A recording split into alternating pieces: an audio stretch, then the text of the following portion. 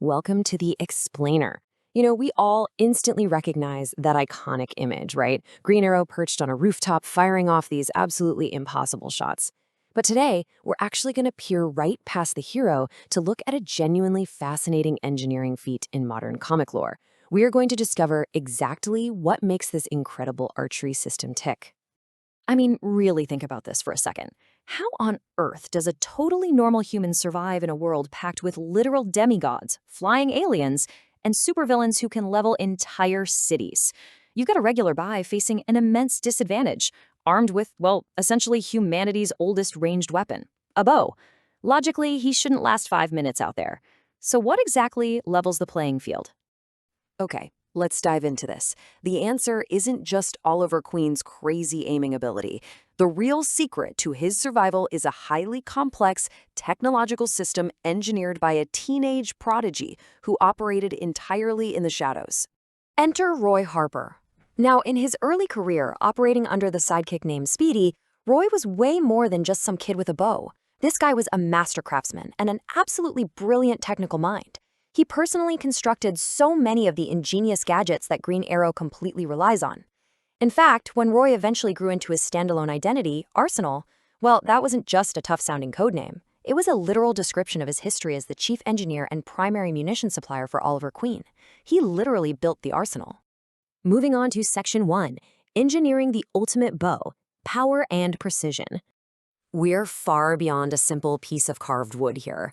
This thing is an absolute marvel of aerospace engineering.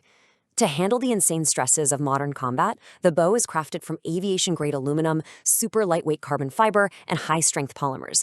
And depending on the version, Roy actually integrated hidden laser sights and built-in trajectory sensors to help Oliver calculate flight paths in some incredibly complex environmental conditions. It is essentially a highly tuned targeting computer that just happens to be shaped like a bow. 250. That number represents the sheer physical force required to operate this machine. Oliver's bow hits an incredible draw weight of roughly 100 to 120 kilograms. That is up to 250 pounds of force you need just to pull the string back a single time. And this brilliantly illustrates exactly why that matters. If you look at a standard sports bow, the draw weight is usually somewhere around 40 to 60 pounds. But Oliver isn't shooting lightweight little target arrows. He's launching heavy, complex, tech-packed payloads into the air. Roy Harper engineered a system that could violently launch the equivalent of mini computers and explosives across entire city blocks. That absolutely demands that staggering 250-pound draw weight just to maintain any sort of speed and a flat trajectory. All right, Section 2, the Tactile Quiver System, Blind Precision. Imagine being in the middle of a chaotic firefight. You can't exactly take your eyes off the supervillain to dig through a bag, right? To solve this, Roy engineered a brilliant tactile identification system. He implemented a series of raised dots, basically specialized notches, right near the fletching of the arrows. Step 1, Oliver's fingers brush the dots. Step 2, he instantly knows exactly what arrow it is, entirely by touch. Step 3, he draws it out silently. Plus, the quiver itself is designed so the arrows don't rattle when he's doing backflips, and they're perfectly organized by frequency of use. It's just blind precision at its absolute finest. Let's hit Section 3, Designing the Trick Arrows, Roy's Masterpieces. The arsenal is incredibly organized. Every single arrowhead is actually a miniature gadget designed to execute a highly specific function. They're broken down strategically into 3 distinct tactical categories: control and capture, technical and utility, and combat and destructive. Let's take a closer look at what Roy somehow managed to pack into these tiny arrowheads. Now, what's really interesting about this is the undeniable irony to some of these designs, especially the famous boxing glove arrow.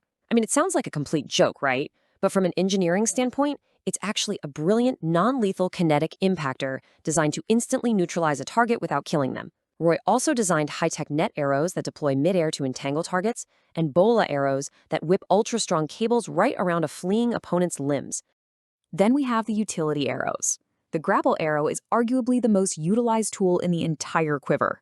Its reinforced tip punches straight into masonry or solid steel, anchors itself, and deploys a high-tension cable for incredibly fast city traversal. But the hacker arrow? That really proves this is a modern, digital arsenal.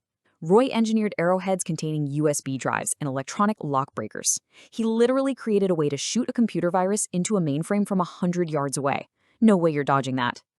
Finally, we reach the heavy hitters, because when Green Arrow needs to go toe-to-toe with metahumans, he needs serious firepower.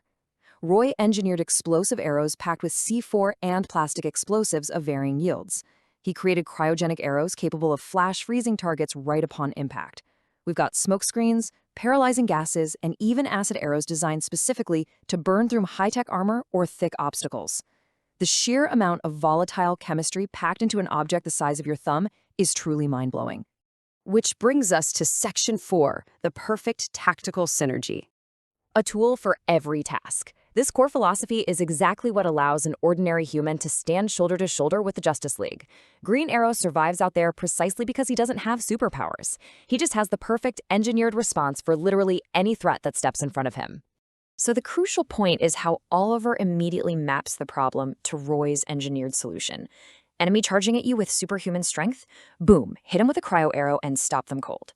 Need to break into a heavily guarded corporate server? Fire the hacker arrow. Just a random street thug trying to mug someone? You don't blow him up, you just knock him out with a boxing glove arrow.